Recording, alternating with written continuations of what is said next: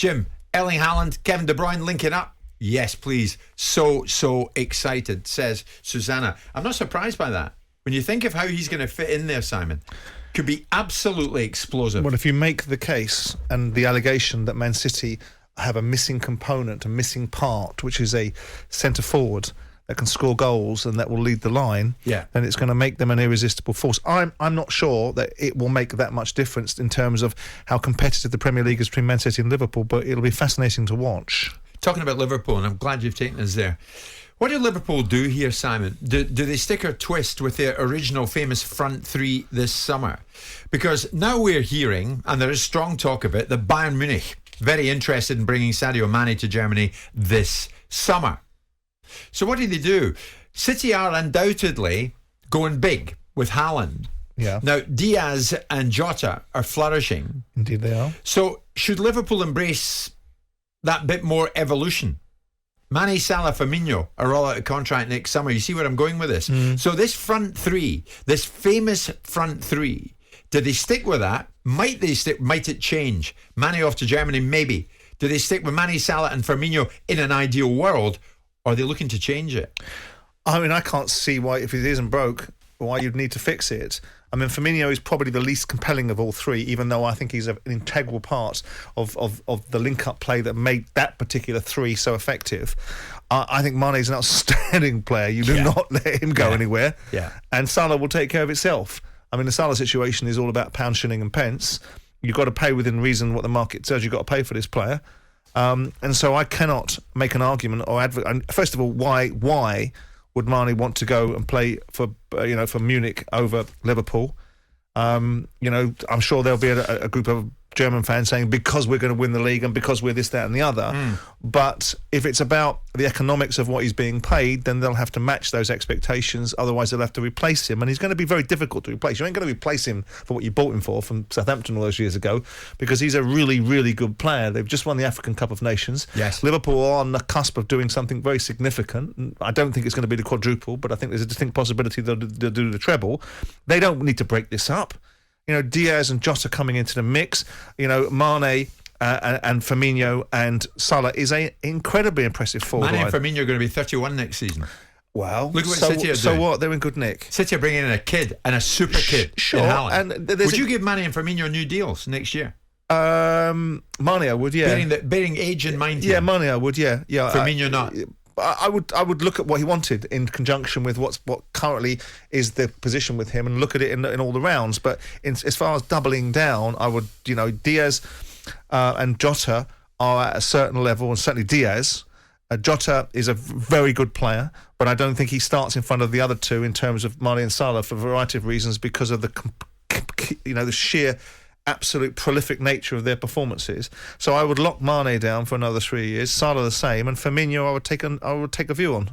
If I had to take a view. If I didn't have to take a view and I could have all five, there's no reason for me not having all five. And I know that the argument is that they're going to refresh and that City are looking like they're going down the route of youth. Well, we'll see about that. We'll see how he beds into the Premier League. And Liverpool are no slouches. Diaz is an absolute revelation. He is. So they've done that. They've done that. They've got that bit of business done early. Now, if you're looking for some more rock and roll business in the summer, well, let's see if they really need it. 5 of those strikers are most sides would bend over backwards to have one of those strikers in the mix, including Man City. So I think Liverpool are in pretty good nick. I mean, it is a great time to get big business done. Effective business done. You look at Manchester United at the moment. I mean, they can't possibly recruit the way they might want, or certainly the way the fans would want them to at the moment, because of what's going on at their club. Well, we've got a change of ownership at Chelsea. That'll take time. I think they can, you see, but I think they'll have to pay a premium for that. I think they can recruit because they still, whatever we may or may not say, the reasons why so many column inches, so much airtime is devoted to Manchester United is because you cannot not. Because Man United occupy such precedence, such expectation. So I still think Man United can shop in Harrods rather than Aldi, but they're going to have to pay Harrods prices with some tax on top because of the current malaise that is the the form of the team, the demise of the brand, the disenfranchisement of the fans, all of this, the lack of participation in any meaningful European tournaments. But when can they shop in Harrods? Now. City are in Harrods with Haaland. Yeah, okay, but City and Inge Haaland have got a relationship, and the dynamics of that particular situation has probably involved a whole raft of things that neither you or I would like to discuss, which is about people getting paid money that perhaps they're not entitled to, and who's got what, when and why, and the whole shape of this deal, and it's grown arms and legs that have been far different than most deals would probably occupy a sort of space with. But you get my point, Simon. Others are in Harrods or have been in Harrods. Liverpool were in Harrods getting Diaz. But United aren't in a position to get in there yet. You would make the argument. They do their business in the summer. You make the argument, and we know that the rumblings have been said about Rangnick and the fact that he wanted to sign somebody in January and he wasn't allowed to. But Ralph Rangnick becomes almost marginalised now with whatever he says. Because if he didn't have the chops to carry it in January, we're kind of not interested in what you have to say now about it, because you're a little bit irrelevant. Now, they still bought in Harrods. There was an argument that Jadon Sancho was in Harrods. I think he's in Lidl.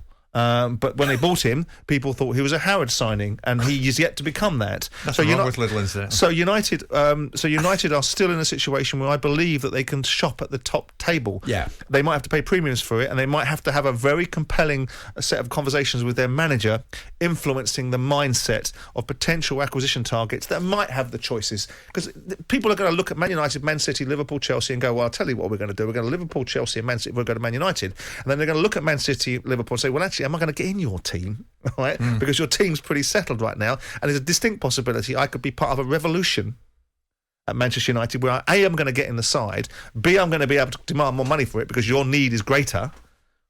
And with those things in mind, it's all about how you sell the package, isn't it? Absolutely. But the Haaland situation kick-starts some of the other big boys. But it was always going to be Man City, wasn't it? It was always going to be... Yeah, I think so. It was always going to be Man City. You've got these moving parts with Man City. Finances is no barrier. Relationships that exist there previously. So he wasn't hawking him around Liverpool and Manchester United, was he? He was hawking him around Madrid, and Barcelona and Manchester City. And so Manchester City had, for me, it always felt if he was going to sign anywhere, he was going to sign for Man City. So when he signs for Man City, are any of us surprised? So if we're not surprised by it, then it's because in some of our minds it was a done deal. Yeah. Whether Man City and the Harry Kane thing was as live as we thought, as Harry Kane might have wanted it to be, or the interview of Gary Neville might have alluded it was going to be, the bottom line was it was never really a starter because Daniel Levy said so. Do you think there's a buyer for Declan at West Ham for what Sullivan and Gold will want? No. I, somewhere in the middle of what Sullivan and Gold or whoever it is that's going to make the decisions, given the fact you've got quite an influential new shareholder in there as well. Yeah. And somewhere in the middle of that is probably where you'll go. I have mixed emotions about where Declan Rice is on the price scale. But, I don't know whether he is a £100 million plus player. By the circumstances and standards we have, if Jack Grealish is a £100 million player, then I guess Declan Rice is. Yeah. By those logics. Yeah. It's just interesting to see who has the need for a quarterback, because that's what he's going to be. Sure. Well, with Erling Haaland, City have undoubtedly stolen a march on everybody else. So that adds up to an intriguing summer ahead. Coming up to 11:15. Jim White and Simon Jordan.